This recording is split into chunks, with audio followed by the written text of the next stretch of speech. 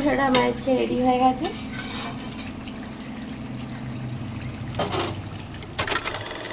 কষা করবো বলে, যেহেতু ফ্রাইড রাইসের সাথে হবে, আমি তার জন্য আজকে একটা বড়ো কড়াই নিয়ে নিয়েছি। এখানে নিয়ে নিয়েছি গোটা জিরে, তেজপাতা, দুটো শুকনো লঙ্কা আর গোটা গরম মশলা। চিকেনটা ভালো করে পরিষ্কার করে আমি ধুয়ে নিয়েছি এখানে। এবার আমি পেঁয়াজটা ভেজে নেব। যেহেতু আজকে আমার চিকেনটা একটু বেশি আছে, তার জন্য আমি আজকে বড় জায়গা নিয়ে নিলাম। এতে আমি নুন দেব, নুন দিয়ে আমি এটাকে ঢেকে দেবো, তাহলে তাড়াতাড়ি করে পেঁয়াজটা গলে যাবে। আমি এতে নুন দিয়ে দিয়েছি পরিমাণ মতো।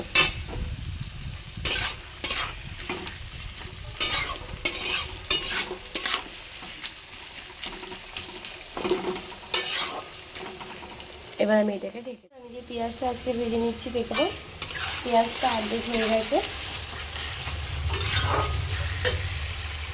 এখানে আমি আজকে আদা বাটিনি, আদাটা আজকে আমি কদ্দুকাস করে নিয়েছি। রসুনটা বেটেছি,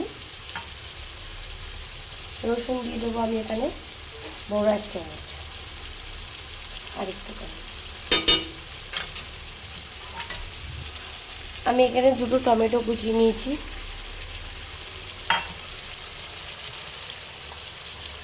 জিরের গুঁড়ো দেবো 1.5 চামচ, ধনের গুঁড়ো দেবো 1.5 চামচ, হলুদ দিয়ে দেবো পরিমাণ মতো,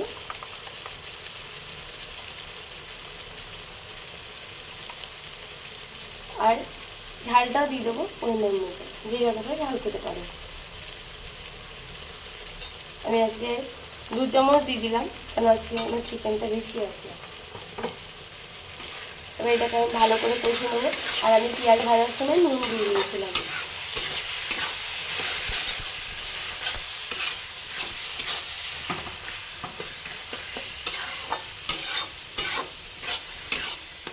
সাথে চিকেনটাকেও কষিয়ে নেবো। চিকেনটা আমি এর মধ্যে সব দিয়ে দেবো।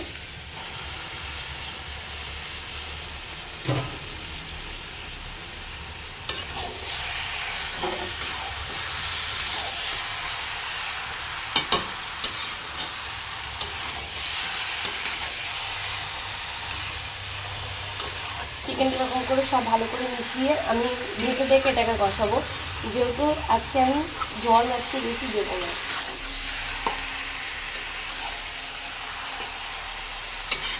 এবার আমি এটাকে ঢেকে দেবো।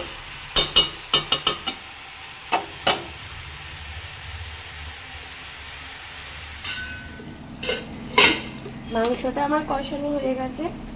এখানে আমি এবার দিয়ে দেবো গরম মশলার গুঁড়ো,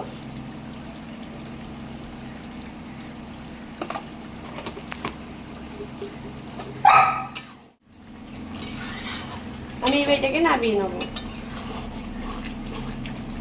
চিকেন কষাটা আমার আজকে রেডি হয়ে গেছে।